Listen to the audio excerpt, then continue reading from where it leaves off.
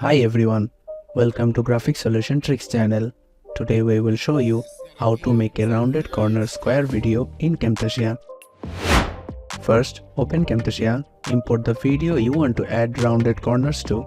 Click on Visual Effects tab, find the corner rounding effect and drag it onto the video clip. Here you can see the round corner is added. Then from the properties, you can change the corners and use the radius slider to adjust the roundness of the corners. A higher value will result in more rounded corners. If your video has a dark background, the rounded corners might not be very visible. To fix this, you can change the background color to a lighter color of the video clip. And you can also add the drop shadow effect for better looks. That's it. If you find this video helpful, please make sure to subscribe our Graphic Solution Tricks channel. And click the bell icon for more updates.